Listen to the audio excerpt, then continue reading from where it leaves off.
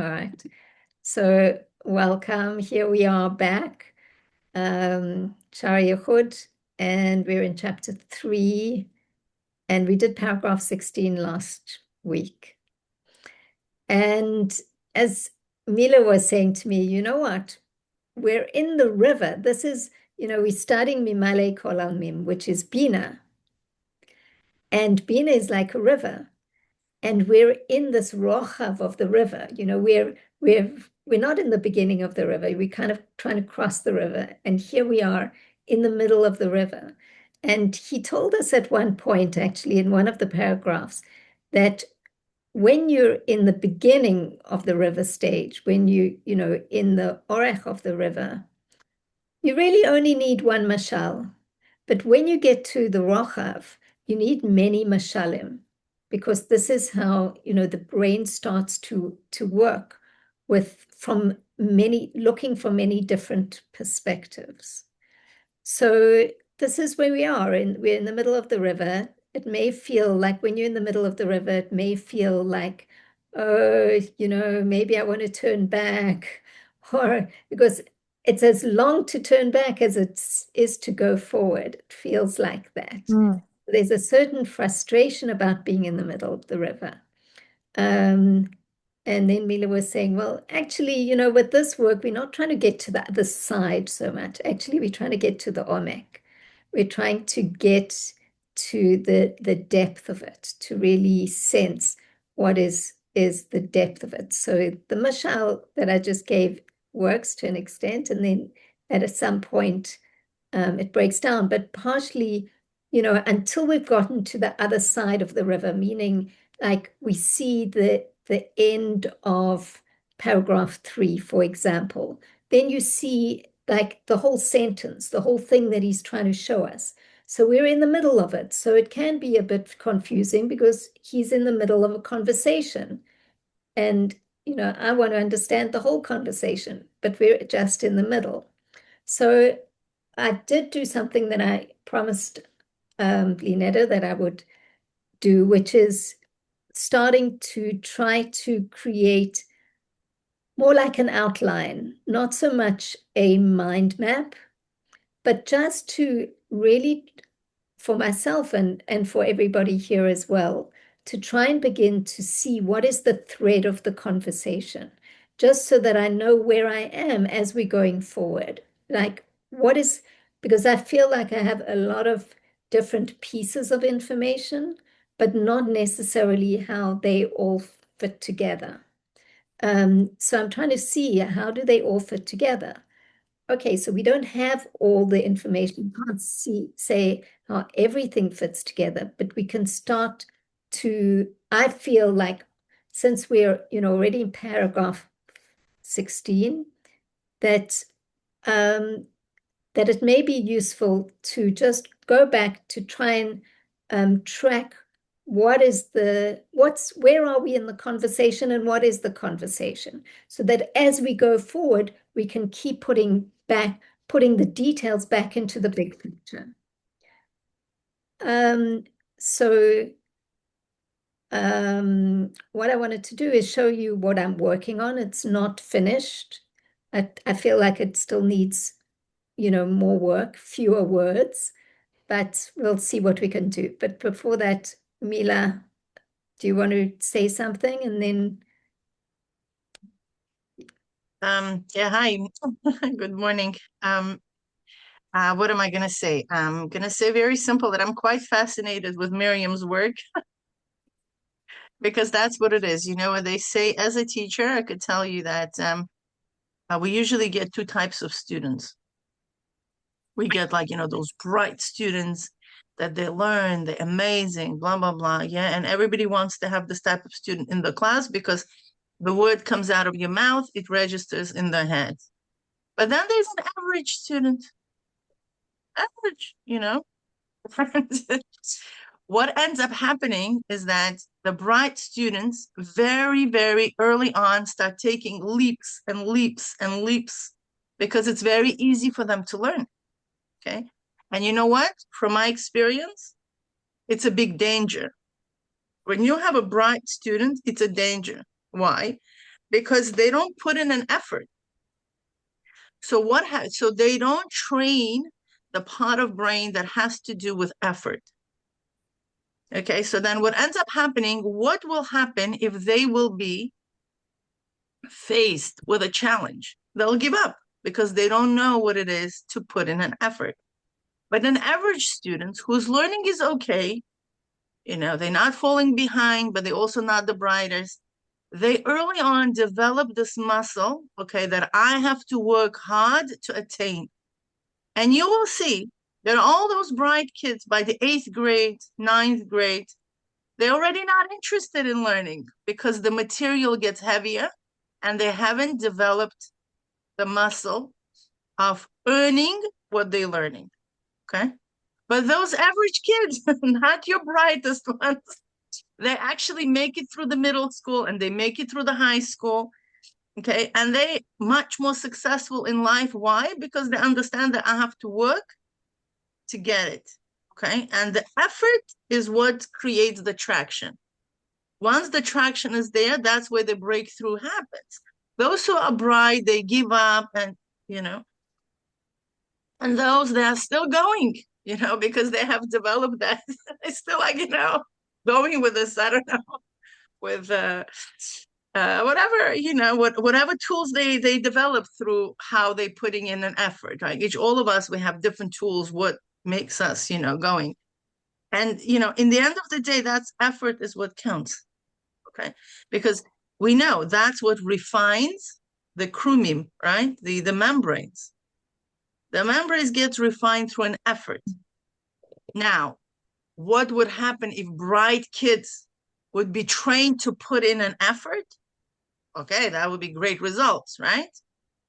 But early on, even the Rebbeim, when they were growing up, they always had to, that's why they never, almost none of them learned in Chadarim after a certain age, simply because what was average for everybody was not average for them, and they had to have their own track to keep them with the effort.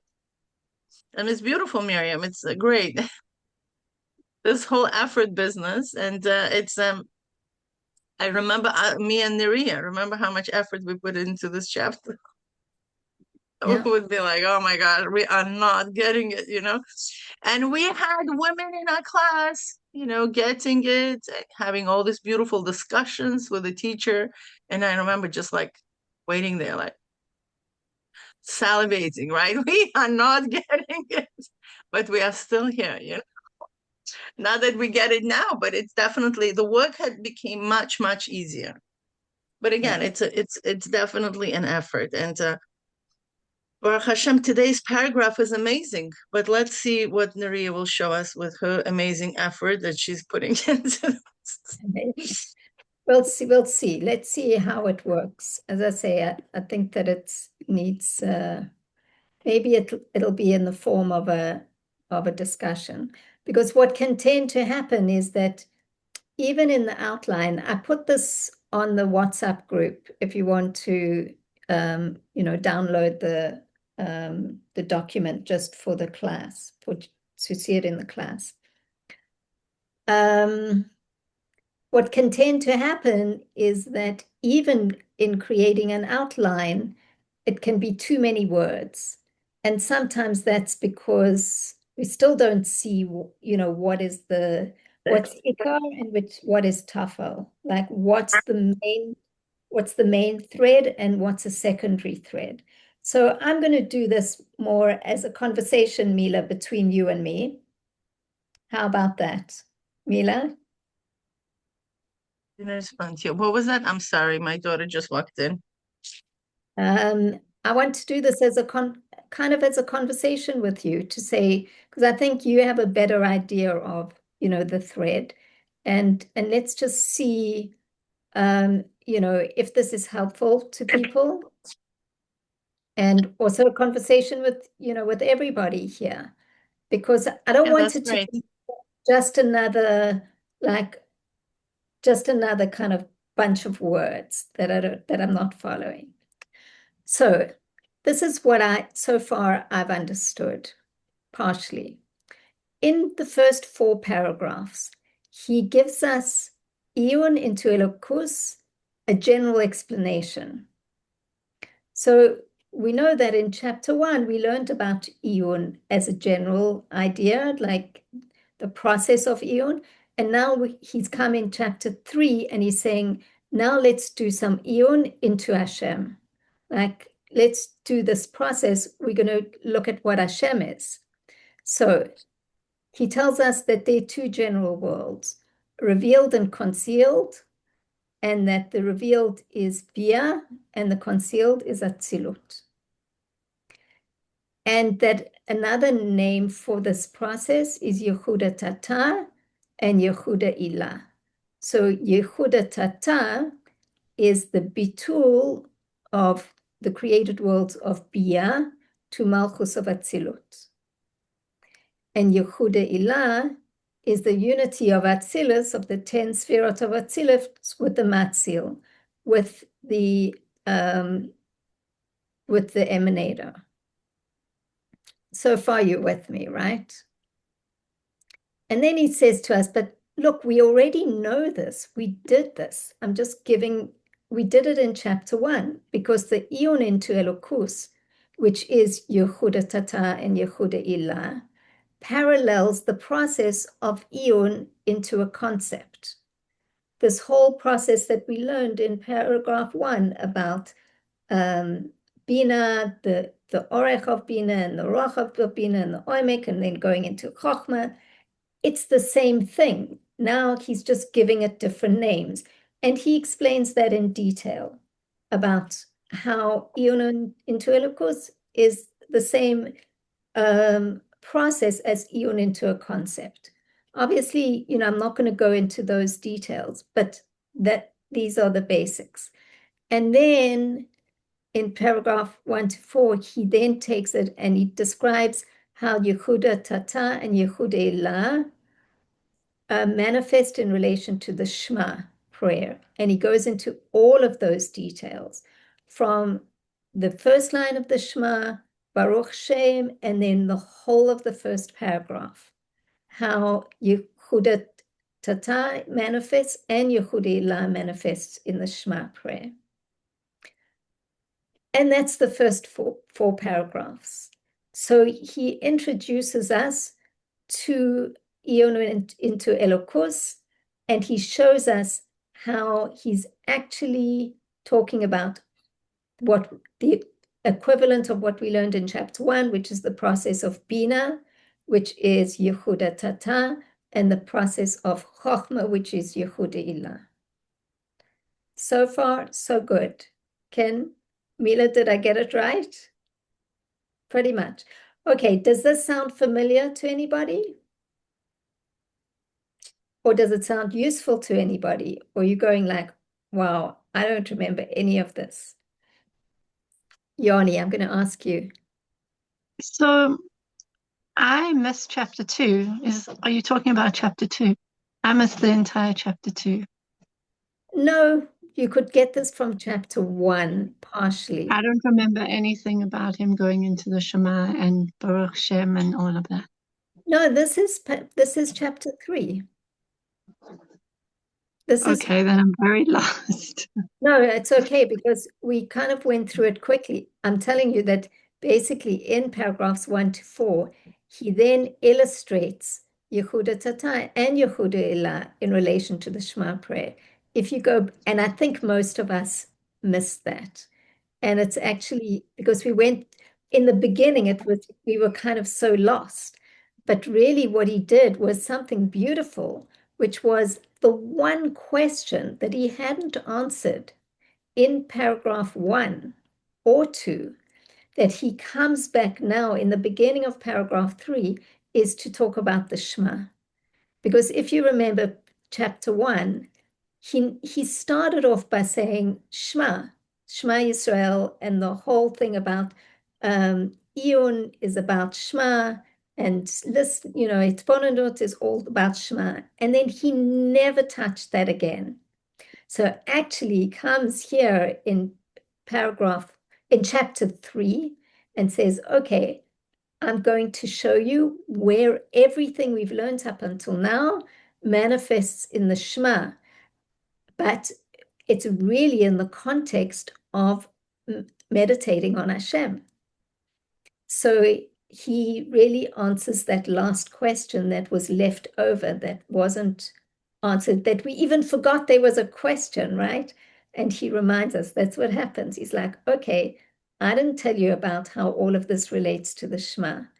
And he says, look, but I couldn't, because you have to understand that the Shema is a meditation on Hashem. So I'm going to have to teach you some new language, which is about the language of Iyun into Elokus, not just Chochmah and Bina, although that's the same process, because Chochmah and Bina could be for science. You know, you can use that process for anything, but now we're going to use it specifically for Elokus. So if you go back to paragraph 1 to 4, you will find that in most of the paragraphs, he then talks about the Shema. Okay. Good to know what we also missed. So then he says, paragraphs 5 to 10, he says, okay, Iyun into Elokus begins with Yehudatata and Mimalel Kol Almim, which is the equivalent of Bina. We're dealing with the created worlds, not with Chochmah, how Chochmah manifests to the higher worlds. And he says now, okay, as part of our Iyun, let's start our Iyun into Mamale. And that's when he brings the questions of two philosophers. And here's where I found I got a little bit lost, because I'm like, what's this philosopher's business? But what we'll see here, just that there were two questions. And really they're questions that we have, but we don't even maybe know that we have. Because sometimes we'll just like override our questions and accept things as they are. So he presents two questions regarding the creation of the finite world. And the philosophers, meaning the intellect, basically our philosopher, the philosopher inside of us, says, how can finite come from infinite? Because here down in the world, we know that if you create something, there's the creator and creation resemble each other. They're similar to each other. So infinite and finite are completely different. How can finite come from infinite? There's no way that the mind can grasp that. So there's a question. And that's the first question. The second one is, how is it possible that in creating the world, Hashem doesn't change? Because before he was alone, now he's got creations, he's invested in them. How can he be in the world and separate from the world? He must have changed. So then, in order to answer these two questions, Reb Hillel, I mean, the truth is we need to feel those questions more in order to, because if you don't have a question, the answer doesn't mean that much. So I guess we could ask, I guess Mila's not there, like, what is that real question? On a certain level, I understand that the question is really asking, one of the manifestations of that question is you're asking, is Hashem present in this world? Or did he create the world and withdraw himself, and that the world just kind of runs on its own? Because the philosophers, they come to the conclusion that the world is run through intermediaries, because the mind doesn't have a way to understand how Hashem could create from infinite to finite, and also that he doesn't change. So the way that you can figure it out, you say, okay, Hashem created the world, and then he let it run like a machine on its own. So the deep one of the deep questions that is really coming through is saying, like, where is Hashem in this world? Because if Hashem is invested in the world, then he changes. Then he's not Hashem anymore. But if he removed himself, okay, so then I understand how the mechanism works. So Reb Hillel says, no. The main reason that that's not how it works. So then he answers us, in order to answer the question, he explains the difference between Shefa and Or, where Shefa is from Miyesh Liyesh and Or is Mi'ayin Liyesh, to show that above, Lemala, the creator and creations are not similar to each other as they are Lemata, like meaning that the rules of the spiritual worlds are different than they are here. So they can be a creation from infinite to finite. And what I left out here was he describes the process of tzimtzum, to explain how the infinite becomes finite. So that's where that piece about tzimtzum, I should really add that here.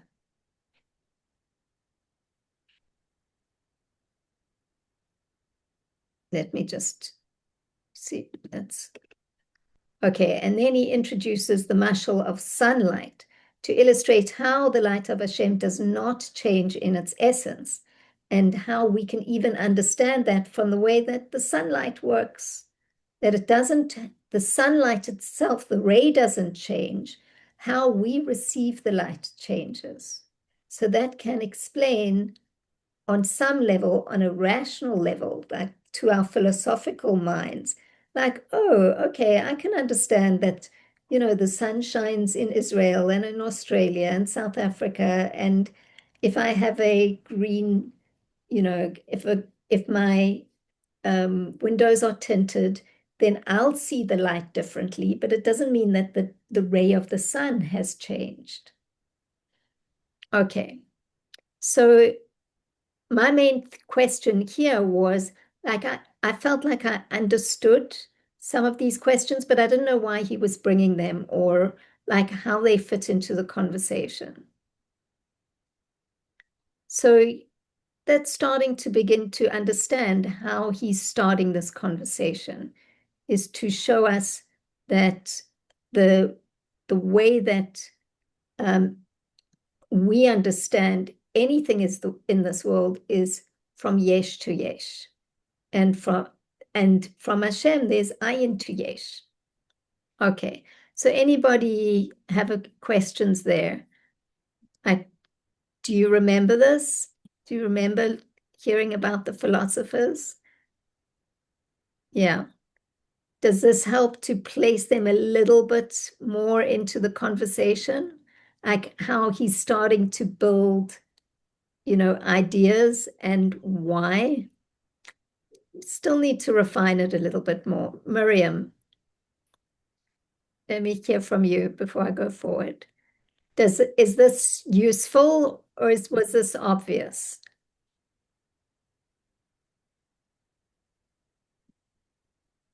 How come I can't hear you?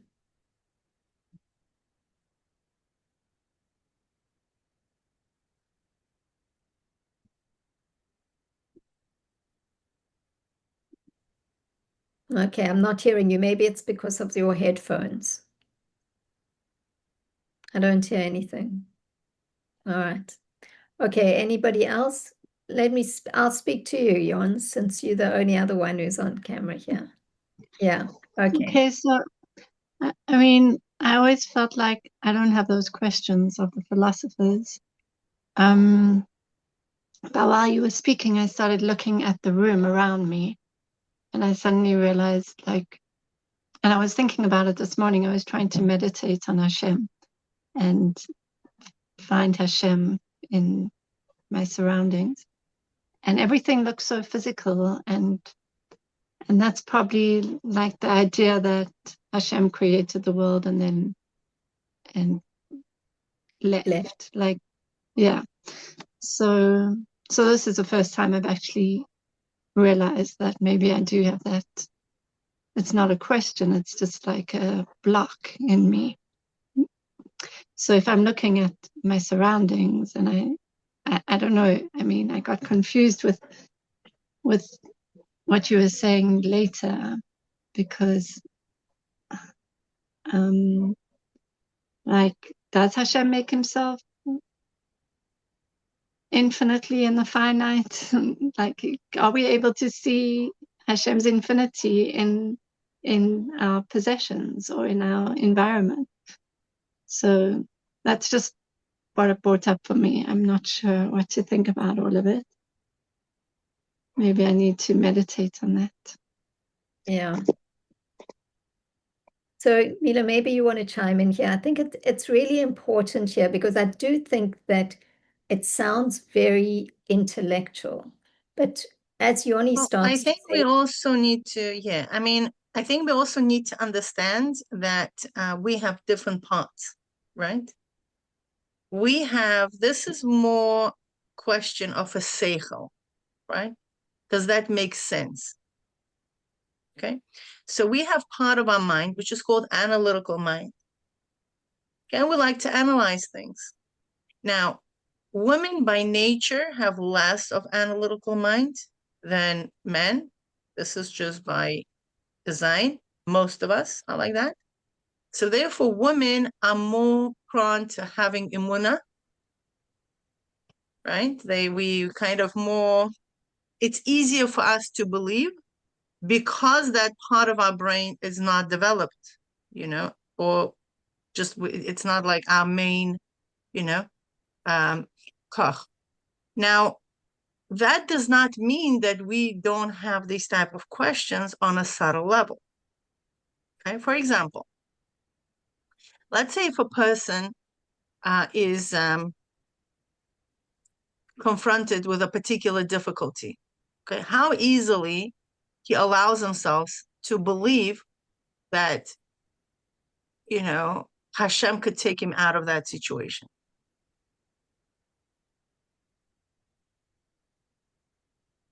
There's always going to be this cheshbon. Oh no, this is done deal. Okay. Meaning how easily we give up the nature aspect of this world, what we know, what is possible, what is impossible, and how easily we could just say, yeah, Hashem could do literally anything. And therefore, this situation is not doomed.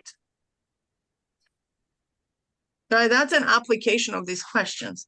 Because because you see, the salvation of Hashem comes in exact proportion of what we allow it to be.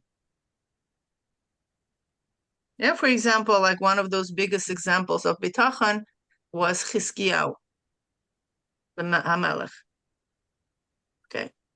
So he just, opens the window. He sees all this great army right outside of Yerushalayim. And he's like, what do you think Bibi would do? I'm just wondering. Okay, like imagine like outside of Yerushalayim in our times, you see this huge, army of your enemies. Wouldn't we be just preparing our soldiers, having last minute discussions about the strategy that we're going to use on attacking them, of defending ourselves, and blah, blah, blah, right? This is Olam Hazeh, because this is the world. This is what do you think this guy is doing? This guy's like, nah, I'm not dealing with this. I'm going to sleep.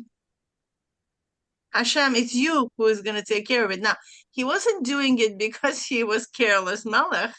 Okay. He was supposed to be Mashiach. So he was not just, your regular Chaim Yankel. Okay. But at the same time, that's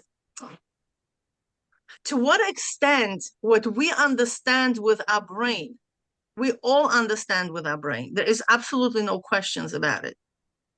So that's why I'm saying, although that as a woman, we may not necessarily have a very strong analytical mind, okay, but nevertheless, we have analytical mind, okay? So whatever our mind is, okay, to what extent we're able to insert infinity into our finite understanding of things. into anything. A person gets, I don't know, gets chas v'shalom, a sickness. Okay, and all doctors tell him, I'm sorry, there's no cure for that sickness. To what extent that person is capable of holding a vision of his complete recovery to the point where they could just like Chizkiyahu, I know, just go to sleep and be fully relaxed without any anxiety whatsoever.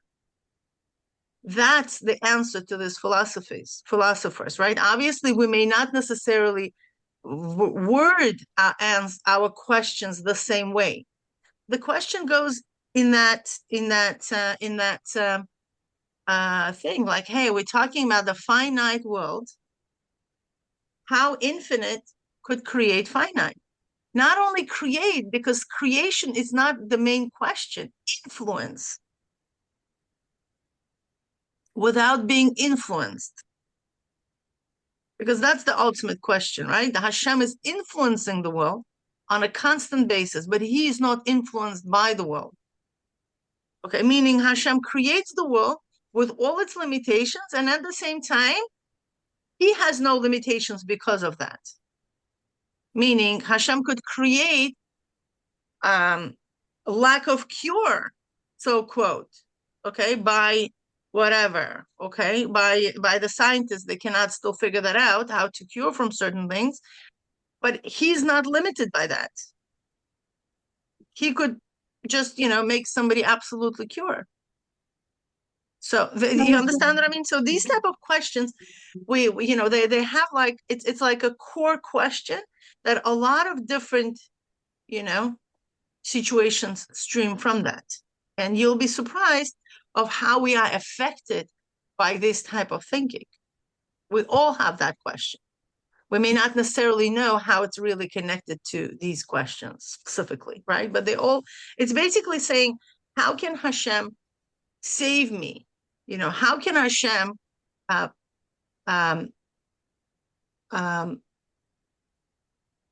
interact with the world in an unlimited way while the world will remain limited?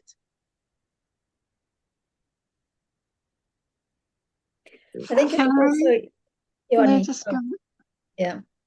Like something just came to me while I was listening to Mila speaking. Mila, on my screen, because I'm watching this on the phone, you are 3 centimeters by 3 centimeters. That's the size of my picture of you.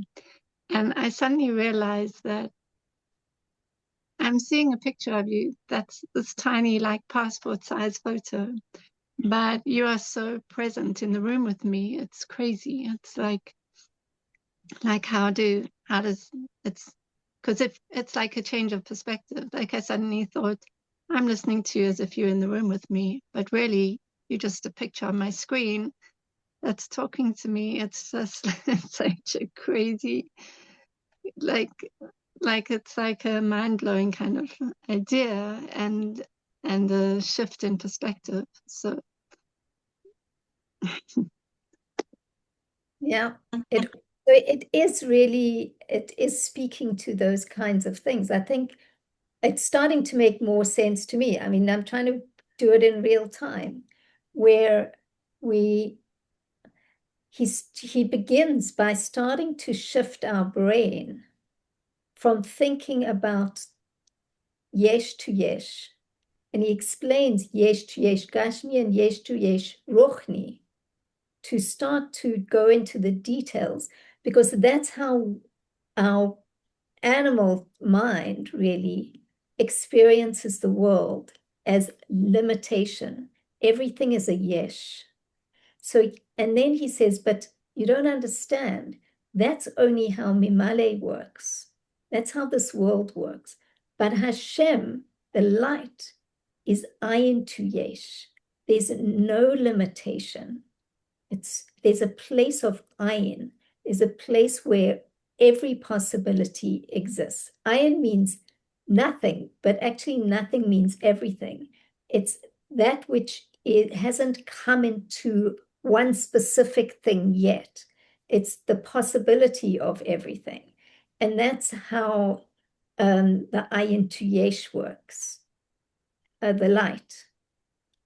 And so he's starting to work with our mind right at the beginning to say the way that and then that we have to begin to understand that the way we see things is not how Hashem was working in the world exactly. Um, and You so know, that, also I wanna, yeah, I'm sorry to, no, what go were you for it. saying? No, so that's talking about like our idea of what is finite and what is infinite. And with the Tzimtzum, he comes to show you that the infinite becomes finite, but the infinity is still found in the finite. And this, this is really difficult for our brains to understand. And so then he brings the mashal of the sun, because the question is also, am I alone in this world? And that's what the philosophers, I'm trying to bring the philosopher's question from the brain to the heart.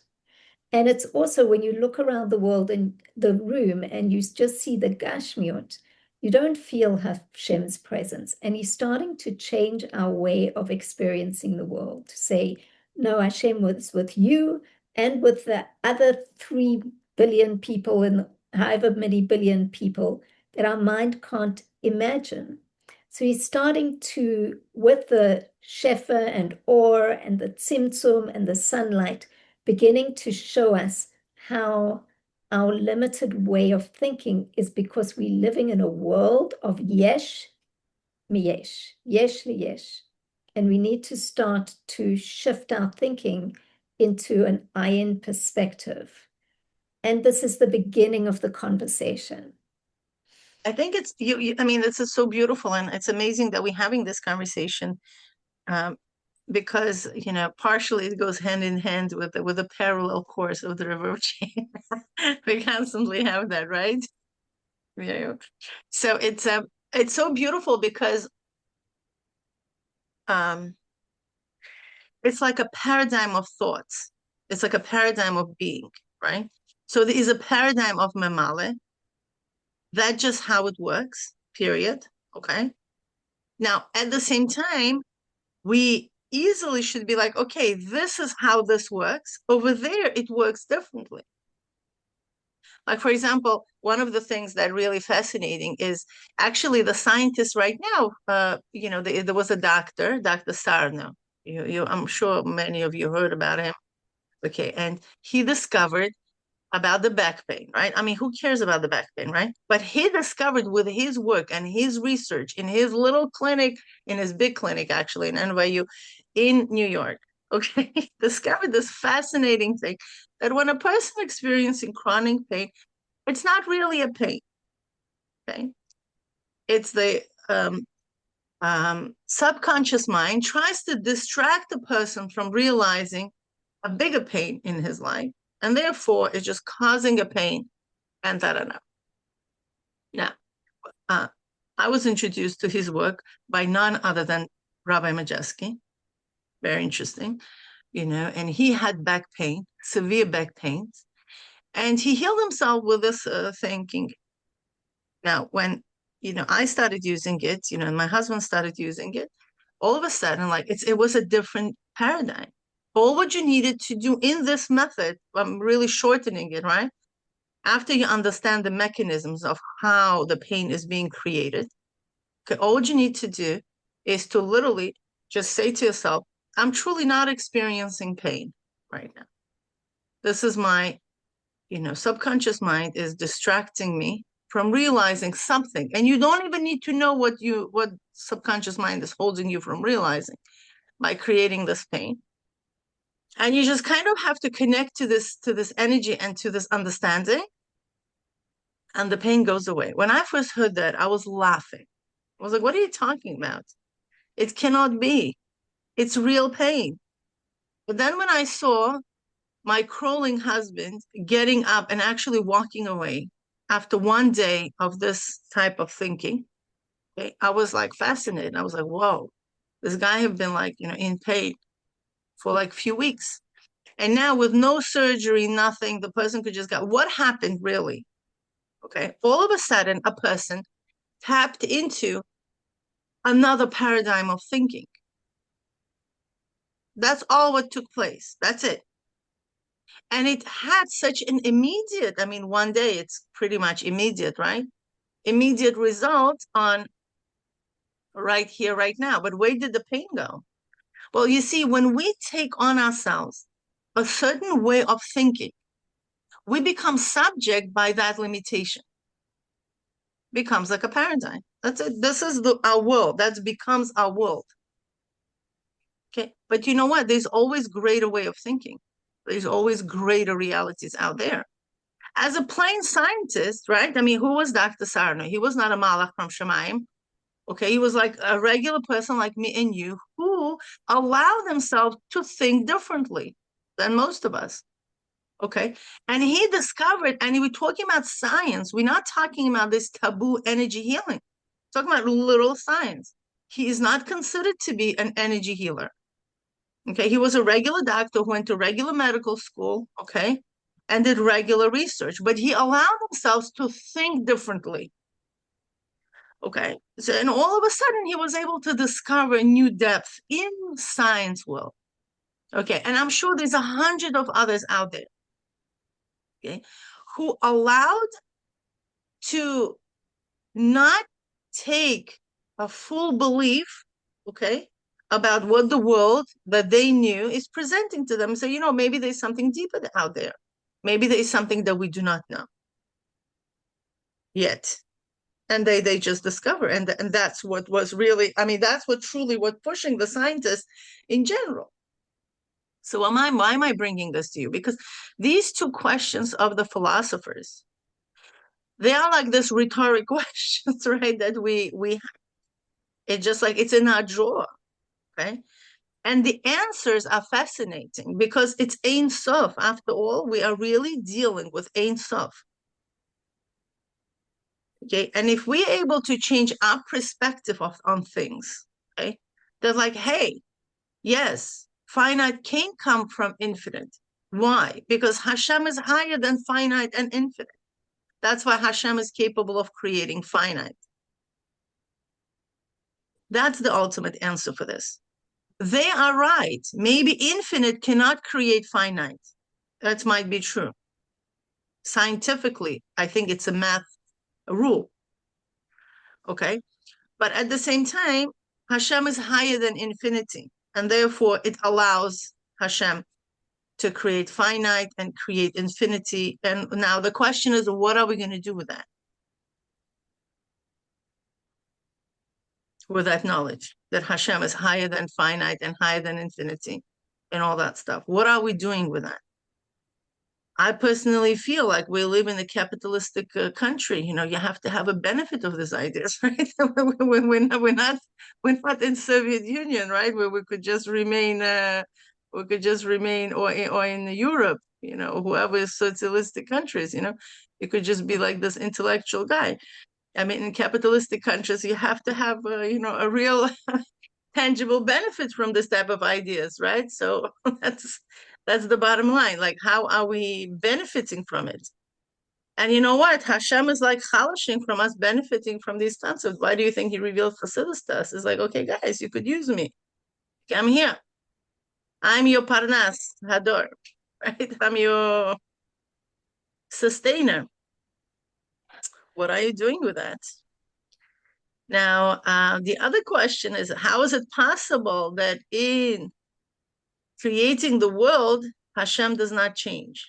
But then the question is, like, that's my question about these questions. Like, why do you care? He changes, he doesn't change. It's like, what's the story? Now, what we mean by change is that whether he gets caught up in it or not. Okay, if he gets caught up in it. What do I mean caught up in it? Like right now, I'm giving this workshop, right? Or we're learning this, whatever we're doing here. I cannot go and do at the same time something else, right?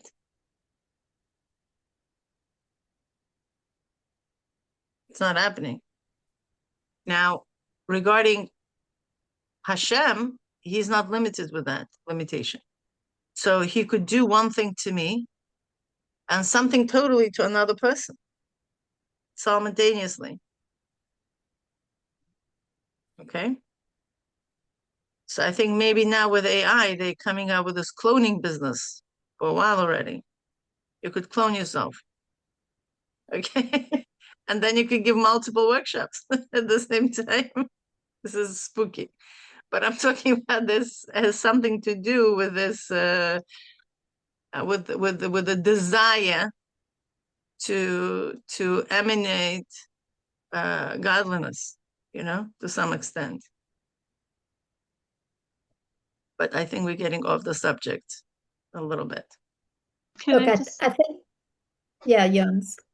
Sure, go just ahead. regarding Hashem's changing, maybe it applies like if Hashem creates something that is evil. It's like that's how I would relate to it most. Like when it's something that's good and holy, then like there's not a question really about change. But what about the stuff that is not holy? That is where that question probably comes in for me.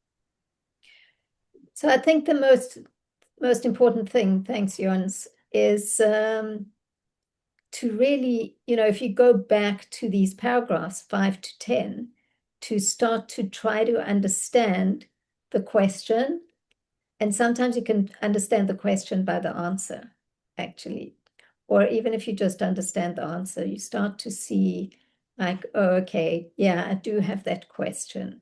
But now I understand the question, not about finite, infinite, but how is what is Hashem's presence in the world? How does it work? And here he's starting to introduce us to another way of thinking. Okay, so that's paragraphs 5 to 10. Then we go paragraphs 11 to 13. And he continues on this journey into Mamale Kol Almin.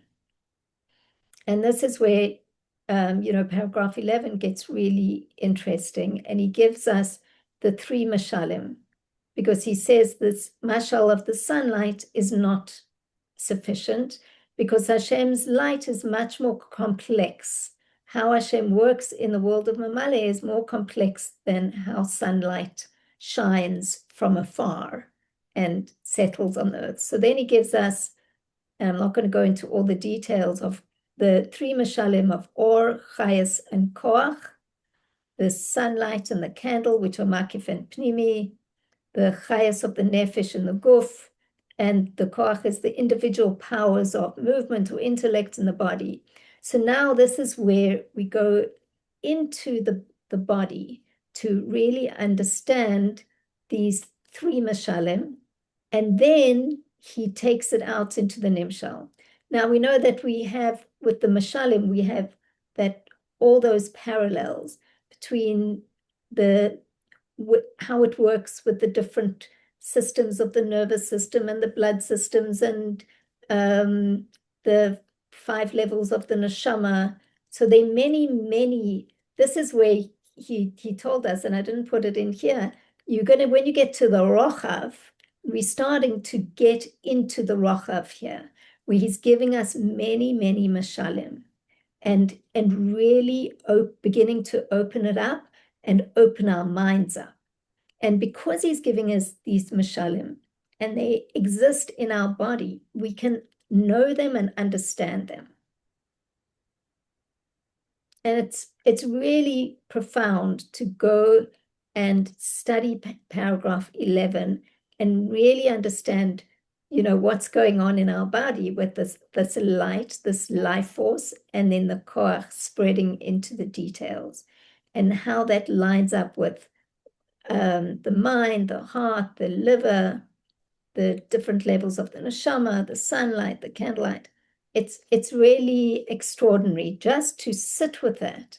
But we first have to understand the mashal, because the nimshal, which is what the mashal is coming to explain, we can't understand it because it's the world of Atzilut, and it's Orot and Kalim and all kinds of things that we need a mashal in order to understand it. So first you have to really understand the mashal well.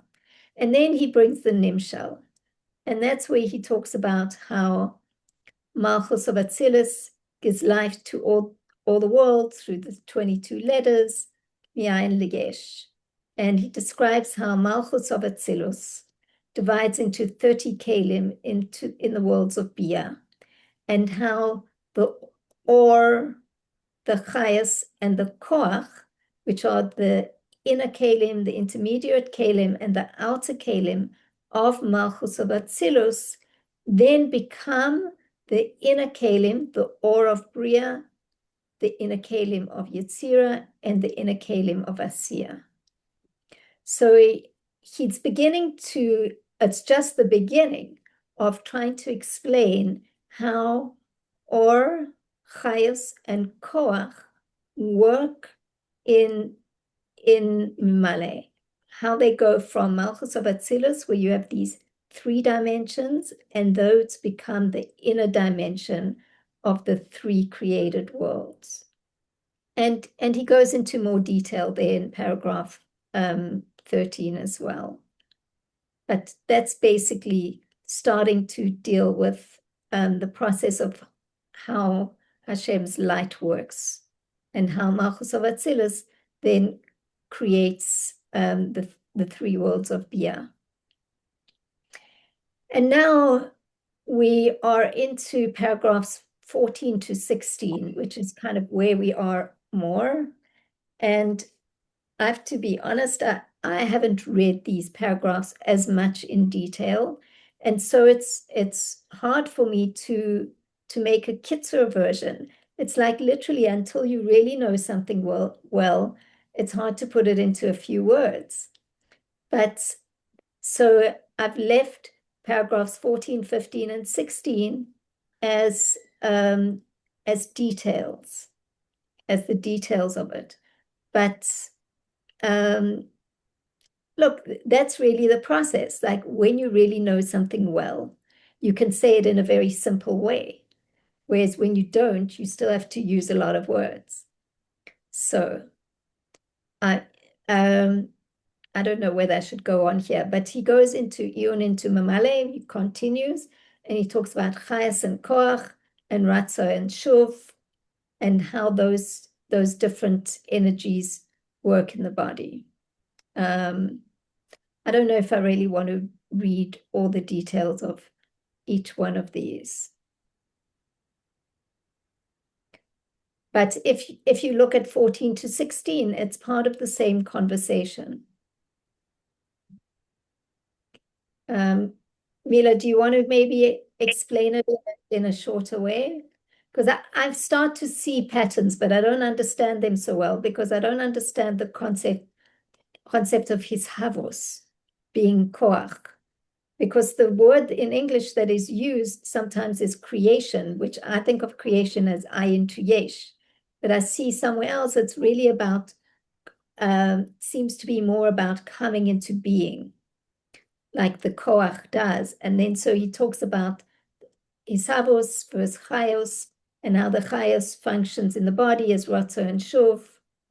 And because truly when now hisavos, let's put it this way, when it actually lands into creation, in what stage? When it becomes into a being, when is a being? Oh, on the level of koach. Exactly. Because up until then, it's still a potential. It's like, imagine when I see water in my Ma'ayan. When is it? When it's in aquifer? When it's in Gidim? No. So if we go back to that mashal, that would be an excellent mashal because of these 3 stages, right? The aquifer is the light, is or. Okay, now from this unlimited light, something concrete is being formed. That would be the Gidim, right? Exactly. That's yet concealed. When it's going to get revealed? When the Ma'ayan shoots out to the observer. Oh, I see water. Up until that point, you don't see water. There's nothing there. Well, there is there, but it's there in a hidden way. right? It's like koach hamaskil. Koach hamaskil. Does koach hamaskil has any particular concept? No. Oh, now it's forming a concept. That's chochma stima, right? The gid. And now, boom, the chochma is out. Oh, a chochma is a creation. It's something. Remember, chochma was yesh compared to koach hamaskil. So the same thing is here. When the actual creation, or when you could feel it, okay, here we go. I'm holding a stone right now. What is it? It's on the level of koach. It's on the level of his havos. It's not creation because creation is a stage before. Yeah, creation is in a way, it's the aspect of or, right? Creation. Then this has to have a life force. That would be the highest. And then the is has to be a koach that actually comes into being, brings it into a being state. So we divide creation. Creation is a general term in a way. So creation goes into 3 steps. Okay. Of or, chayus, and hisab, and koach hapoel benifo, right? This koach situation. So through all these 3 stages, then you hold this, basically you hold the outer layer of reality. Right? Oh, I have a rock in my hand. It's actually a beautiful rock. It's called Desert Rose. Okay, so that's it. So I'm holding this desert rose, and that's just what it is. Yeah, it's koach. It's on the level of the most external koach, right? But then there is an energy, we call it, right, a godly energy that actually brings it into being, and that's chitzonius hakelim. So you touch the chitzonius hakelim, but obviously there is pnimius chayus, intermediary chayus, and then there is or the light. So, for example, in this paragraph, when he says his havos comes from a divine koach that brings beings into existence, but chayos is a deeper level of vitality expressed through bitul. Okay. So now he wants to tell us something about the chayos specifically. And he says the chayos comes from Malchus of Atzilus and is higher than mere existence as a yesh, meaning the koach, continuously enlivening all creations from within. That's the chayos. Shal is the soul's vitality in the body. Life flows from the heart through Ratzov Vashov into each limb. So this Ratzov Vashov is the bitul of the chayos to its source. Exactly. So now right here, I see this rock as a separate being. It's something that I don't see what happening. Now you see, when I'm talking about my heart, I see the blood going, rushing in, rushing out, rushing in, rushing out. I don't see it here. Right? But it's happening. Literally, at this given moment, and this is the chapter, this is the paragraph 17, right? That I hope we will be able to go into it. Okay. This happening right now. It disappears and appears. It disappears and appears. So this rock is not static. It happens so fast with me together with this rock, okay, that it appears to be static for both of us, right? Because I don't feel that I'm vanishing as I'm speaking to you guys, right?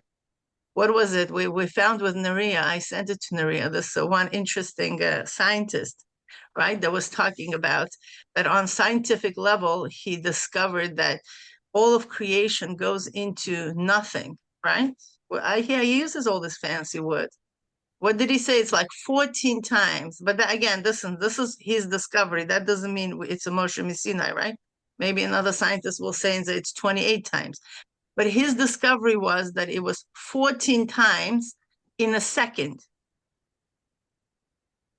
The creation goes into nothing.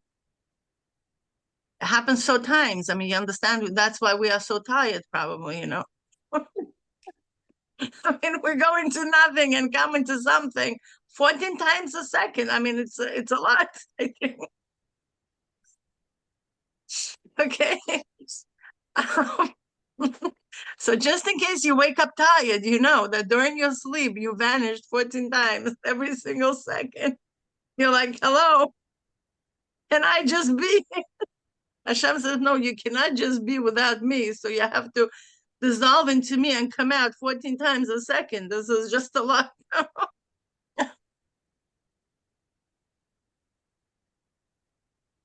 But that was his discovery.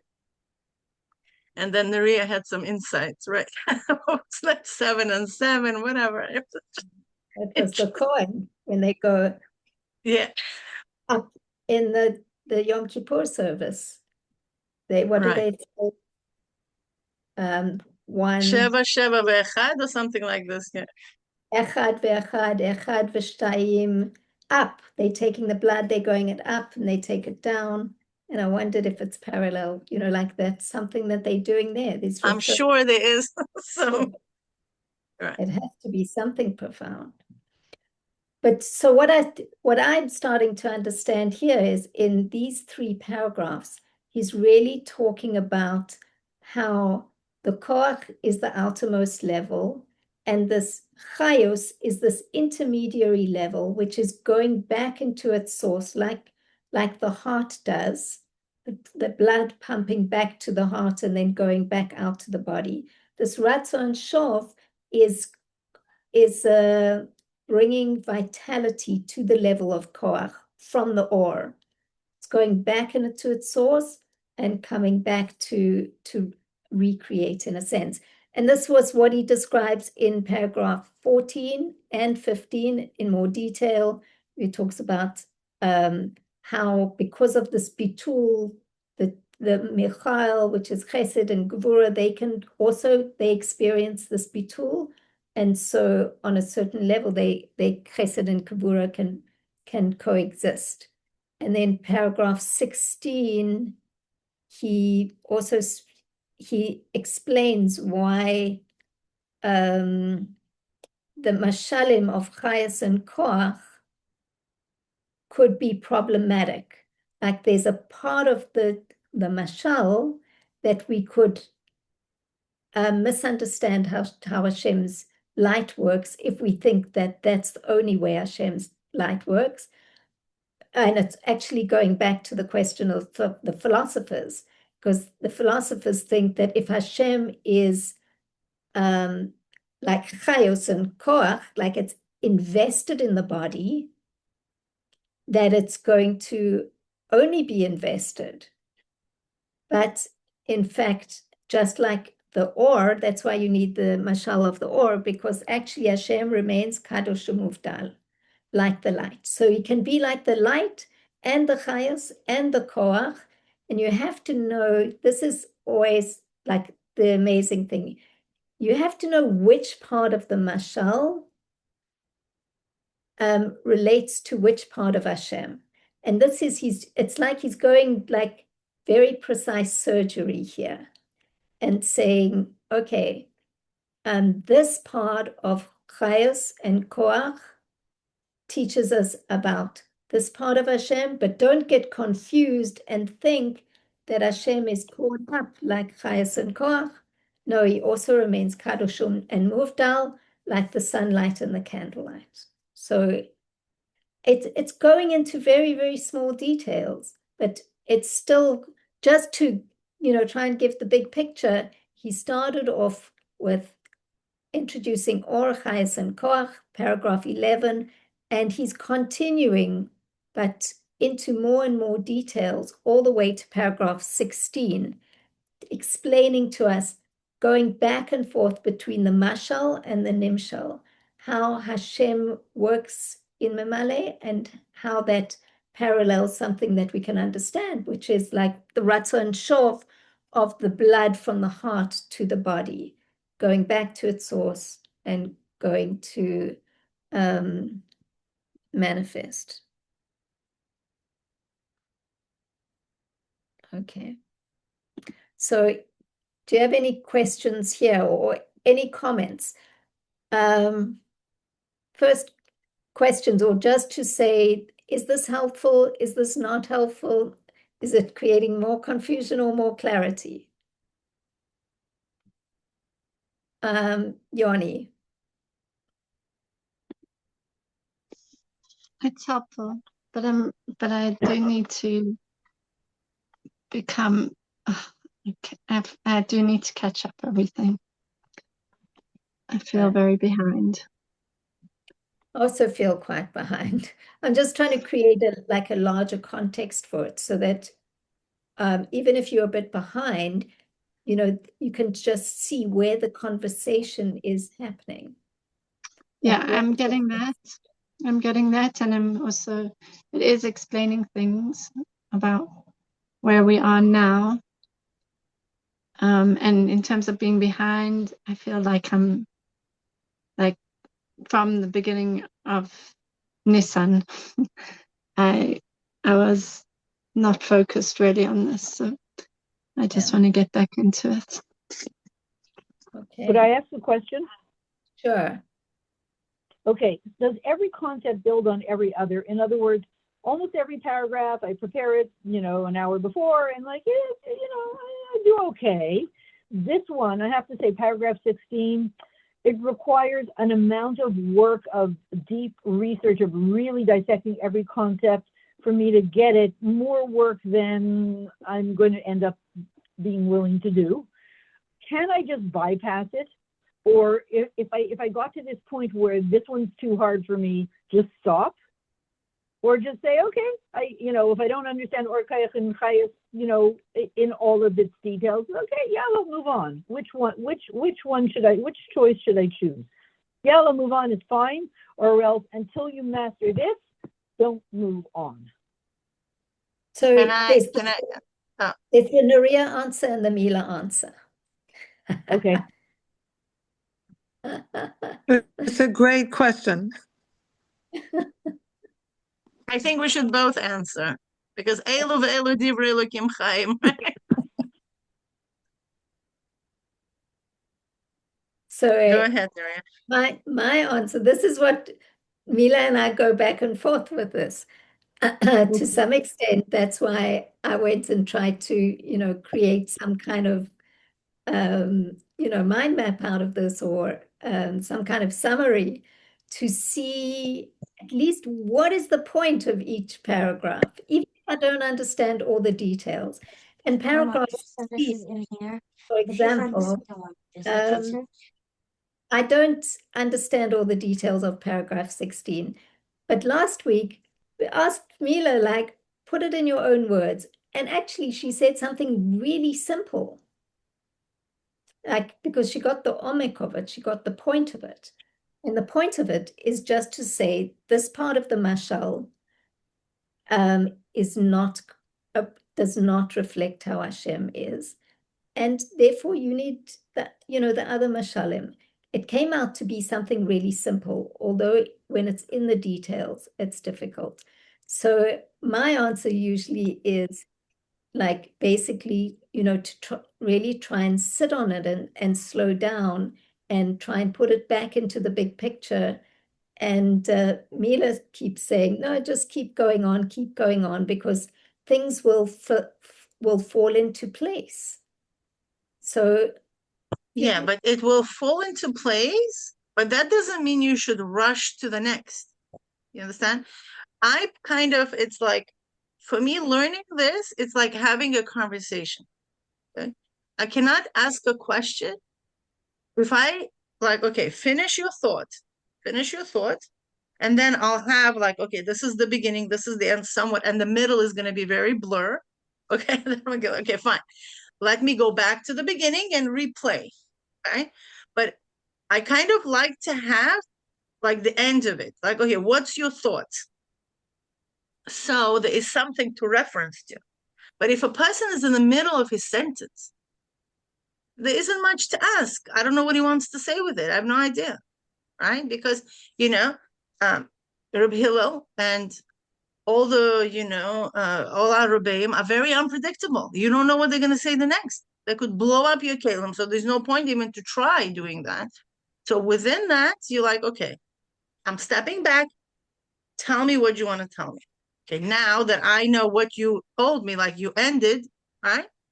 Okay, now I could go back and see, okay, that's what you said, that's what you said, that's what you said. Oh, now I know why you said that, because in the end, you concluding with that, now I see how this detail is really serving your purpose. Because remember, the mashpim, they calculate every single letter what they want to say. They don't just say because they have nobody to hear and they, I don't know, suffocating. They just don't have audiences. Okay, let me just share, like, I don't know, whatever.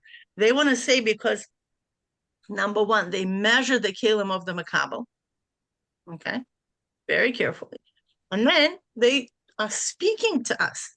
Okay, so then let them finish the sentence. This is my idea. It's like I'm moving on until I feel that they kind of like finished an idea.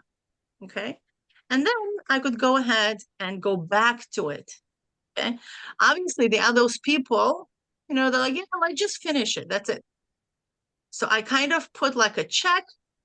Did you do Shara Yechud? Yes, I did it in a seminary. I'm done. I did, yeah, for sure. We did Shara Yichud in seminary. And you laugh in their face. You're like, really? And you understand? No. Can you tell me what Shara Yichud talks about? Oh, it's a unity of Hashem. Oh, well.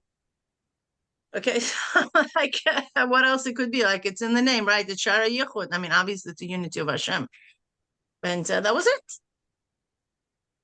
But I think also very important detail to keep in mind is if, Saratova, you want to go back to page 222 in our book, Shara Yichud. Okay, 222. You know Shara Yichud books? Now they came out with this gorgeous, beautiful new print. You must get it. It's like, yes, like I'm enjoying it. I got mine. Anyway, so over there on page 222, it's a 4th chapter. Okay, and I think it's really worthwhile for us, maybe at this stage, Nariana, don't you think? I think our teacher taught this to us when we were struggling with the first chapter. So he kind of gave us a sense of purpose. Yeah, he mentioned this to us, that in chapter 4, the Rebbe says X, Y, and Z, by the Mittel Rebbe, not by Rabbi Hillel. Although Rabbi Hillel, I don't know if he has chapter 4. I don't think he has chapter 4 explanations. Over there, I'm looking at page 222. Yes, I see I'm going to tell you where it is, okay? Okay, so look in the middle, okay? Like over here, I'll tell you how many lines above. It's 1, 2, 3, 4, 5, 6, 7, 8, 9, 10, 11, 12. 12 lines from the beginning of chapter 4. Yeah. Yeah. Okay. He says like this. V'hina be'emes. Okay. Lo ra'aya zeh. Sheyesh lemala b'hizboinanus derech klal. Okay. Now, in his boinanos in general, there's 2 ways that Rebbe says. There is a general way of doing his boinanos. That's one I think we know how to do very well. Okay, that a person right away very quickly senses the depth of the concept. That this is the aspect of the essence of the godly light, in general sense, between the Yehuda Ilah and Yehuda Tata, that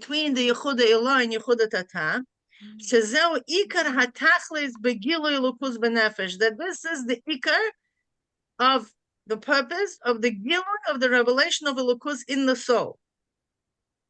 V'yesh mala b'hizboinanus derech prat, and there is an advantage of the hizboinanus in derech prat, in details. What's the hizboinanus? Dafka, Rebbe says, right? Mitzad otzem hakiruv gilui or Eloki, because of the intensity of the closeness of the revelation of the godly light in his soul. You see the difference? Derech klal, it's general revelation of the Elokus in the soul. The other one is the otzem kiruv, is the intensity, it's intensity of the closeness to the soul. Why? In the hisbonenus b'derech klal, what happens? The person could mistake himself to the point that it appears to him that the thing is very close to him. Meaning, which thing? It's Hashem. We might like kind of fool ourselves when we do only derech klal. Yeah, we get it. Yeah, it makes sense. What happens? But in reality, Hashem is very far from him, seems in his own consciousness. Meaning he understands the idea, but Hashem is very far from him. You understand? In his own consciousness, it still feels its own separateness. Hashem is never far from us. Hashem is literally just right here, okay? But meaning he intellectually will grasp the concept, but his relationship with Hashem, it's still going to be, like, oh, where is Hashem? I understand the concept, but where is Hashem? But here, why? Because he is learning general terms. Levad. And it's not like that when a person does his boinus b'derech prat. Why? Shekol pirtei b'hasaga b'davar prati harei yikva b'nafshay b'bechinas hakiruv b'yoser. Because when a person does his boinus on a very detailed level, what will end up happening, the Rebbe says, it becomes yikva b'nafshay. It becomes kavua, it becomes established in a way, in his own soul, okay? The closeness, you understand, to him. It's like, to be honest, when you wanna swallow an apple, you're not benefiting from it, right? This apple, I mean, you're gonna damage your body. But if you take small pieces, right? You bite off small pieces and you chew them on a micro level, right? They become part of you. You are benefiting from this apple, okay? And the more you chew, the more you help the body absorb it and not just go through your, track and come out the other end. Okay, that's the whole idea. The idea is that it becomes very permeated. When we take small things and we pound on them and we work with them, we take small things and we pound on them and we work with them, the elokus becomes very internalized in us. So we become much more sensitive to elokus, to sense elokus, because this is the main objectives. The main objective is not that we become intellectual. And then what happens? Umimenu yavo lahasagat davar prati ha'elyon heimeno midarga ad sheyavo leklal hasaga haklalis she'az be'emes yoser bilti hatas atzmoi klal. And Rebbe says, because when the person is going to do detailed work, he cannot fool himself, right? I mean, yeah, can you fool yourself that you understand the third chapter? Your honesty. You're like, I'm confused. I don't know what's flying. Because what you're reflecting right now, by your lack of understanding, all of us, by our lack of understanding, we are reflecting how we see Hashem. And yes, Hashem is our life is hidden. Okay? So we're not fooling ourselves that we get it and we don't get it, actually. We are very honest with ourselves. It's confusing. I don't know what's flying. Maybe this, so now, the more we're going to work with it, simultaneously, our awareness of Hashem is going to change as well. Because we are working on the details. And the more we work on details, the more Hashem is going to become closer to us, because we actually engage our Iyun process. Remember? When we work on details, we're going to engage our Iyun process. Our Iyun process is going to go through all the stages that we discussed in chapter 1, and it's going to trigger our oneg, right? So then once Bina Liba is English, Halev Mevin, oh, I'm sensing elokus in this. Okay, so then it's not just I'm going to have a deformation, intellectual deformation, that on one hand, I understand so much. On the other hand, I feel so void of Hashem in my life. That's an intellectual deformation that happens because we only go to all kinds of farbrengen, siches. Everybody talks about these nice, beautiful stories about, miracles, blah, blah, blah, and all that. And then we still feel far from Hashem. It's nice and beautiful, but it's somebody else's story. Okay. It's somebody else's treasure. It's not my treasure. Okay. That we're going to go back to Kuntrusei Spilo's part. Remember? Machshava kara. It's a cold thought. It's somebody else's excitement. Okay. So I'm going to be hooked up with it because I'm in a close proximity. It's not mine. It's not personalized. Okay. The iyun takes place in Machshava Tova. This is the Tanya of few days that we've been working on, right? That the Rebbe talks about different types of isboinanos. I mean, the Chitas Tanya. Okay, so the Rebbe definitely specifically talks about this Machshava Tova, right? Machshava Tova, that's where the Tvuna takes place. Okay, remember the Tvuna? That's when the person literally does a lot of iyun. Okay, and through that iyun, that piece of godliness now is going to become registered in his brain. Literally, it's going to become a neural pathway in his brain. He's going to have a keli now. He's going to have literally a vessel that could absorb that godly light in his brain.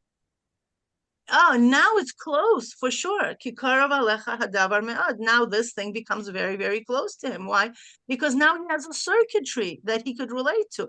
It's not just godly light that just comes in the derech of his yashvus and then goes back, and then a person forgets about God. Remember, we talked about when a person forgets about the concept. But right now, no, it's no longer that situation. Now it becomes literally a part of his brain circuitry. And now understanding how important the brain circuitry is, because then it becomes the part of his entire being. Because on the level of tvuna, it becomes now everything, I mean, from neuroscience, we learned that if something becomes part of your circuitry, now the whole brain reconciliates with that circuitry. Nothing in the brain just like a piece of, like, I don't know, foreign object there. Everything reconciles in the brain every single moment. Okay. So this is like a long answer to Saratova's question, right? So yeah, we could just ditch it. Okay, go ahead, ditch it. It's okay. But it's fine. But when we go back and we chew again and we chew again, and remember the kosher animals, we chew our gut 7 times at least. Okay. It comes back and then we chew it again, and then it goes and then it comes back. I mean, hopefully we don't have to do that. Hashem spared us of this interesting, novelty. But at least with concept we do that, right? I mean, with our food we don't do that, but with concept, we do these things. We come back to it and then we work with it, and we come back to it and then we work with it. And you know what's interesting part? Once you step into the iyun, although it might be difficulty as a concept, but I mean, all of you are experiencing certain degree of pleasure here. I mean, that's why you're coming back, right? I mean, what is there? It's not understanding that we're coming back for. We're definitely sensing something here, although we don't understand. Because it's not about just intellectual comprehension or understanding. This is about sensing elokus. So you see, with men, right? Okay. So they are more logical. They need to have that. So they have a harder time with that. That's why, big rabbis who know so much, they could repeat everything verbatim and all that stuff. And yet you don't really feel that they, connected to some of it, right? But with women, so that's our advantage. Okay. Our advantage is that we maybe don't have the analytical mind, and sometimes all this work may seem very hard for us to do. But when we do this work, okay, we definitely sense, much more to things like that. Okay, because this is beyond knowledge. This is not just the information. This is beyond information. Why? Because B'derech Prat specifically, as he said over here, we feel the sense of the closeness to that thing.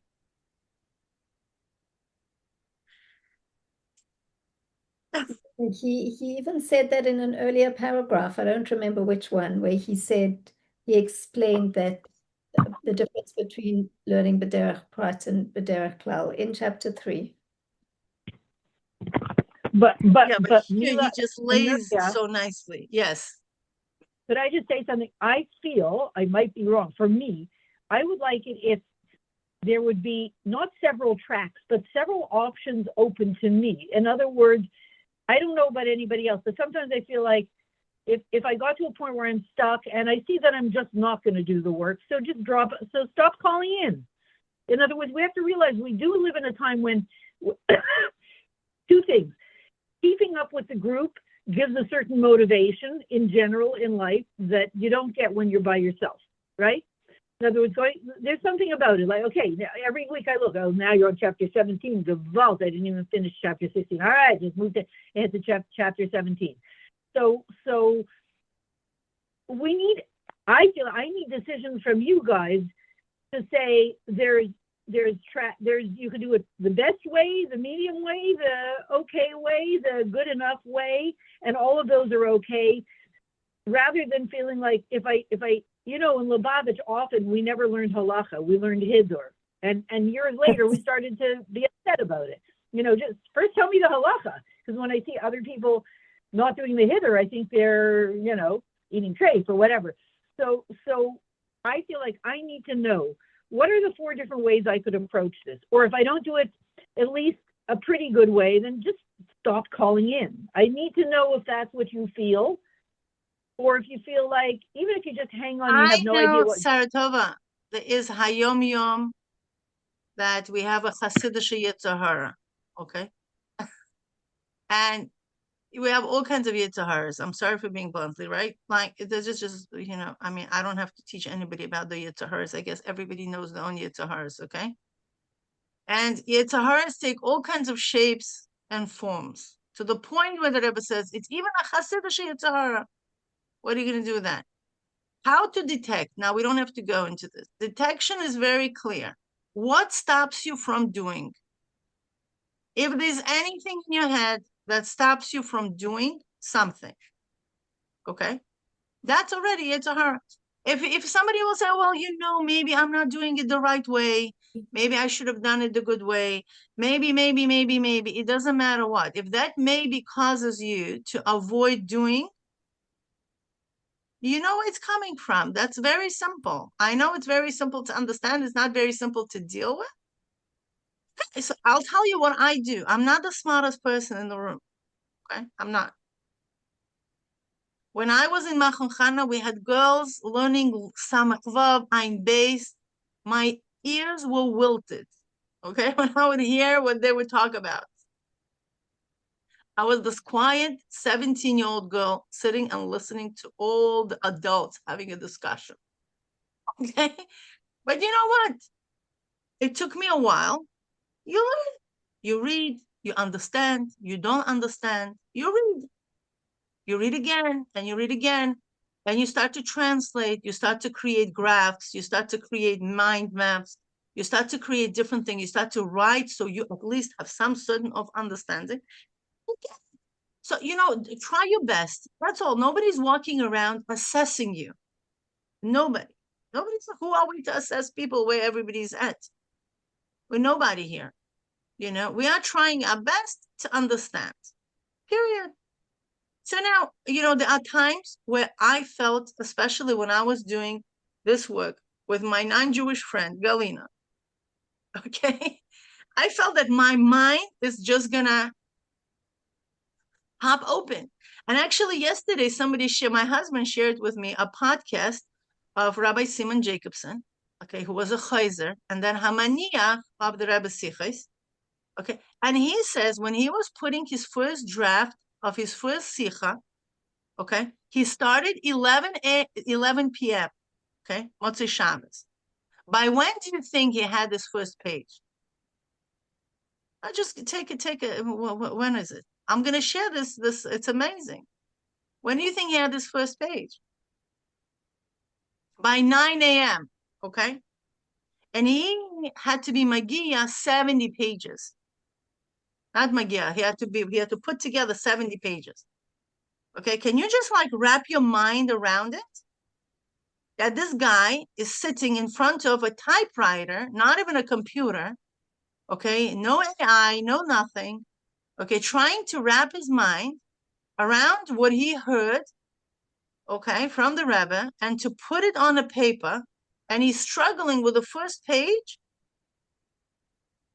for like, I don't know, 10 hours. He says that around 4 a.m. he was so frustrated, okay? After 5 hours of doing nothing, of writing, not liking it, taking the page off, scrambling it, throwing it into his, what's it called? A pile of garbage. And then his father was also a rider, was an early riser. He comes over and he says, what's going on?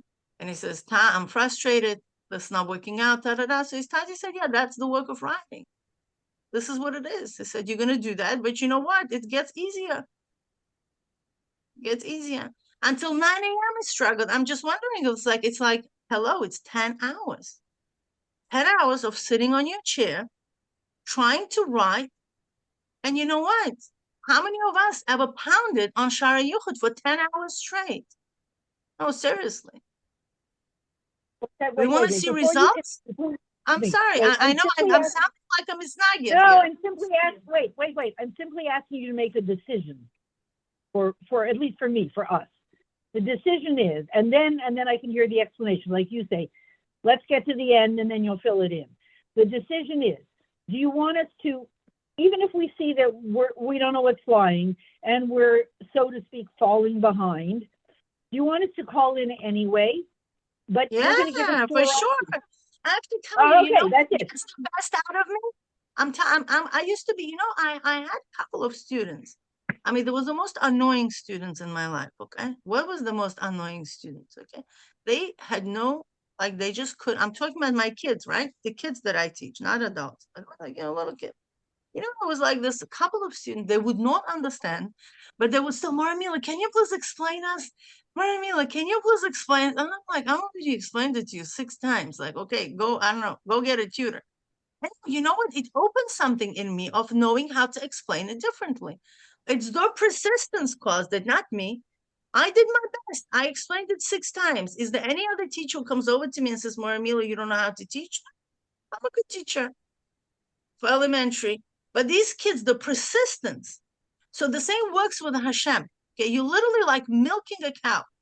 Okay, you persist, and then the milk has a letdown. You know what I'm talking about? That's just what it is. It's like you don't give up. If you give up too early, you get whatever. You know how milk supply works. The best milk is at the end. That's how Hashem. I don't know why is it. The beginning, when you're nursing your kid, everybody says that you should let all the way till the end, because the fatty meat is the fatty, milk is all the way in the end. So the baby has to finish milking, finish drinking the milk. Then when they get the best part of it, I didn't make it up. I mean, just happened, from nursing 7 kids. That's, we get the idea of it. I wish I knew that with my first one. I feel like it was deprived, of quality milk.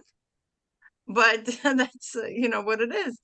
It's like, yeah, you try and you try, you don't get it, so you don't get it. What, you're a genius? No, I'm not a genius. Nobody's a genius here. If Simon Jacobson, I mean, come on, this guy is a genius. Okay, he had to work for 10 hours. What do we have to say? Mila, can I ask a question? Sure. Okay, so I'm kind of with Saratova, except she's much more learned than I am. But and maybe this is for Naria also. In the muscle of the river, is there a place for just stepping aside on the shore to take a break? You could do that, but what are you going to gain out of that break? What are you gaining out of that break? Some So you're rest. just going to have you're going to soothe yourself. You're going to go back into your comfort zone. I'm going to play a harsh game with you. So what's the point? Okay. Well, okay, suppose you're exhausted from swimming and you need a break. Okay, my question right now is, I'm trying to get my Sunday mornings back because there's a lot of other things I want to do. And I'm thinking of transferring to, I think it's Wednesdays. Is it Wednesdays? It's not the same. You could do it. I mean, you have to understand that also Kuntrusei Spilas is a complementary to Shara Yichud. So then Okay. what's going to happen? You're in the middle of a thread, right? I mean, not that I want to keep you in. I mean, I love you, for you No, to no, be I'm here. having a hard time. But I think it's been, is it 4 years since Shir Malka is gone? I don't remember. It's a long time since, um, it's just, I'm trying to, I'm thinking about dropping out and I can't. And what I'm seeing is like listening to you and Naria earlier in this year, I feel like I'm sitting on an advanced physics class. And I never even got to physics because chemistry was hard enough for me. But yet there's something there. And when you're talking, so I'm saying to myself, what's the point of all this? It sounds right like we're saying together, what that can I tell you? the point is to sense Elokus. And you were talking about the difference between the sensing. So You're asking, I don't my know. answers, Nechama, Does it's it an take unfair 2 hours question. on a Sunday morning to have to do that? So what's going to happen if I don't know. Listen, you could try it out. The question is that when you're going to go back on the track, you'll miss a whole chunk. At least here, you hear it. You are exposed to the ideas, we call it, right? You're exposed to the ideas. Okay, so it's going to take 2 hours of. But do you think I'll tell you what it is? I went through this on and off, on and off, on and off, right? I'm just wondering. I was exposed to this work when I was 17. I'm 46 right now, right? That's quite a while to being exposed to this, and I'm just wondering what would have happened if I would stay with it? Do you understand? Without dropping off, without coming back, without learning a little bit here, a little bit there, right? And then I remember Galina literally forced me to study this. And that's how I just forced myself after taking 10 years break. What would have been different if I would just like persistently, pound on this? I think I could have been in a totally different place. I think, in a way, the deeper question, and I hesitate to say this, the deeper question is whether you can just keep coming back to the class without and say, okay, I'm doing 2 hours on a Sunday morning, but I don't look at it during the week. How much I benefit? think it's better than Well, nothing. I think that's a very good question. So Yeah, it's better than nothing.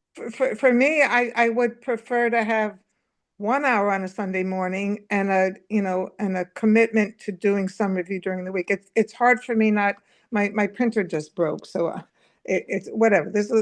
I have to get all the details and the strategies together, but I think we could also, Nechama, we could also be more, and I think we talked about it, Naria. I think let's be more disciplined, keeping it till 11:30, and that's it. Yeah. mhm. Look, the other thing is what we were doing at one point was that we were getting you to do review for the first half hour of the class of what we'd done the previous week. And maybe that is something that we should go back to doing. But in a way, it's like I felt that it's necessary to create what I just showed you, just to show you what's this conversation all about? What I feel lost. No, we're in this conversation. Now, it sounds like Nechama, what I was showing you maybe, was confusing to you because you had to be familiar with it a little bit. But perhaps what we need to do is that we need to include in this 2 hours is the review and find a way to do that. How does that sound? Like for instance, I don't know if it was last week or the week before, we did paragraph 11. And Yeah. then, okay, now it's 17. But it didn't seem totally foreign because some of the concepts were familiar. But I keep going back to the point of all this is our awareness and sensing of Elokus. Now, sensing is very different to me, sensing is very different than understanding. Sensing is not intellectual. It's, oh yeah, I get it. Or even if you don't get it completely, like I'm tuned into the right channel. And I think that's what keeps me here. So, But Nechama, Nechama, yeah, I'm sorry to interrupt you. Why do you think you could sense?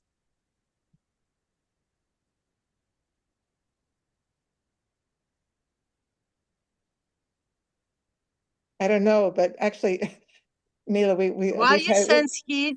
Why you sense warmth, why you sense, I don't know, colors, you see all these things, everything what you see around you, why you do this? Because it's there. No, no. I'll tell you why. There's much more here. Okay.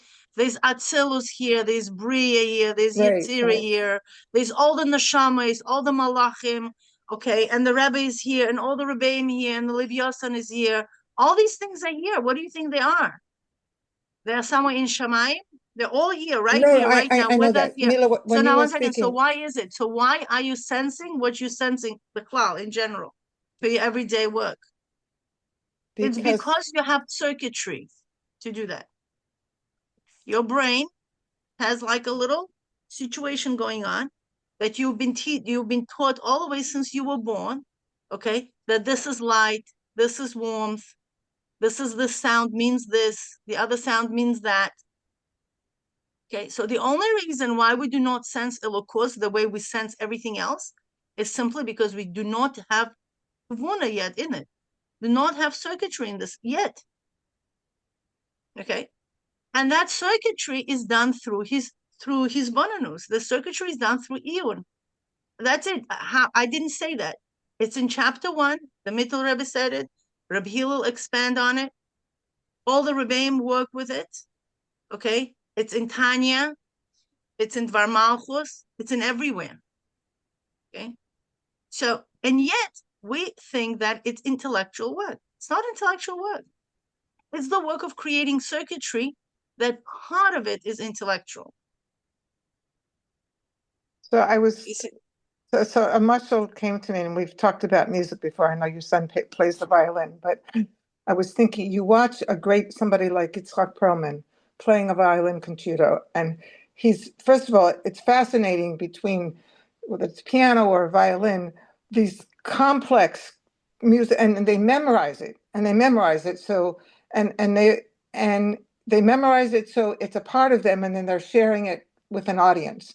And so for me, I'm thinking of what's the difference of playing from a piece of sheet music and having memorized something. And I know what it takes to memorize a piece of music. It means like over and over and over and over again until it's a part of you. But that doesn't happen without practice, practice, practice, practice. And not everybody becomes a performer if they're not if they don't have the time to practice, and then it's not going to be a priority in their lives. I think that the mashal of music is really useful because you start off, the most basic level of iyun is trying to understand the words and the information. And that's kind of like what we try to give you access to in this class. And that's sort of like the sheet music. Say, look, here's the sheet music. But in order to hear the music, as you described, Nechama, and to play the music, moreover, you have to practice. So that it's not just like black notes on on a sheet that you go one note and another note. You have to put the notes all together, and then you get the music. But not only that, like what Mila was saying, to make it, at a point in learning, you're giving over what somebody else said. To make it your own, you have to know it. Yeah. And Yep. once you know it, then you can really put yourself into it.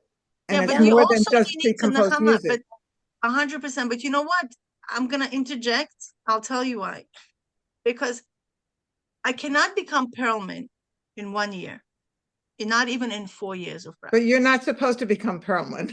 Exactly. That's I'm a supposed to Reb Zusha become comment. Mila. Beautiful. What I'm trying to say is that he himself didn't become Perlman in 1 year of practice, in 2 years of practice, in 3 years of practice. You understand? So he was able to do that. Obviously, a 5-year-old boy can only play to a certain extent. A 6-year-old boy will play that way. A 7-year-old, an 8-year-old, right? As we grow, our circuitry changes. I don't think he was only playing music all day long. He also went to school. He did other things in his life. I know he was he's a handicapped person, but I'm sure he did other things. He read other books. He talked to people. He said by whatever he ate with his parents. He had other activities. So the same thing is here. We're trying to, build that circuitry. And whatever, it's taking us time, but it's a consistency. It's a repetition. It's going over the material. But slowly, we'll build it to us. But I think, it's like it's in a way like, what would we do if we wouldn't do this? I guess that's the bottom question. Obviously, if we take a break, we could take a break. But what else is there to do? Other things, for sure. Are they going to really serve the purpose of this work? I haven't found yet. Do you understand? Because my question isn't so much to do it or not to do it, but how to do it. And for me personally, how to fit it into my life. But you know what? I'll tell you from my own experience, there were so many dark moments that I had with this work where I felt like there is no light in the end of the tunnel here. Okay? It's endless. It's very, very dark. And actually, if we could do ourselves a favor, and let's read the next chapter, the next paragraph 17, where it actually talks about Barak HaMavrik. Okay, that the Barak is coming from a dark sky. There is no light in there. Okay, and it's coming as an illumination. And that's what happens when you are in the darkness and you're searching and you're going over and over, and then something will illuminate. Some of you like, oh, it happens all the time. Okay, it's a consistency and the ask, the clarity of intention. Okay, this is what I want to open for me. And you knock on that door long enough until it opens up and gives you what you want. Okay, so there is a reason where the Rebbe said Am Kshei Oref. What's Am Kshei Oref? Okay, it's a strong-willed children. Okay, that's what it is. Okay, when your neck is very tough and you just go for it, you go and you go and you go and you go until you're given what you asked to do. And you know what? The strong-willed children in the end get what they want. I remember my oldest one was unbelievable. He was like 5-year-old. He's like screaming for whatever he wants. And I'm like holding my ground, right? As we told by all the books. And I'm not giving in. And it was like after an hour and a half, I walked into him and I said, Mendel, like, come on. Like, maybe it's time to already like close this chapter. Like, why are you screaming? When was the last time I gave in to your, this? I said, Mommy said, no, it's no, you take it. And he just like was thinking a little bit. And he said, actually, you know what? 6 months ago, okay, he had a data retrieval. Okay, usually kids don't get it. It's actually 6 months ago. I wanted X, Y, and Z, and you didn't give it to me. And I screamed for 1 hour, and then you gave in. Okay, so he was trying his luck. Why not? There was nothing else. He didn't have to go to work. He didn't have to answer phone calls. It's like, okay, I'm trying it. Okay, so what's the big deal? So this time I'm, going to do it. I was laughing. He actually because I forgot about that encounter. What? He actually said that to you? Yeah, he's a very self-aware boy. He's very smart. At what age? It was 5.5. He's a very, very bright boy. And I was like literally laughing. I even told it to my husband. I just remembered because, when we are in this, you kids are screaming, you're so emotional, you're out of it. And yeah, kids are like that. And we also need to be like that. I'm learning from them. Mila, she's not even here anymore. Mila, I think we have to end this. We're at the 2-hour 12, mark. I know. And anyway, next week we can continue. And sure. Thank you. Bye. Bye. All right. Thank you, everybody. Take care. See you next.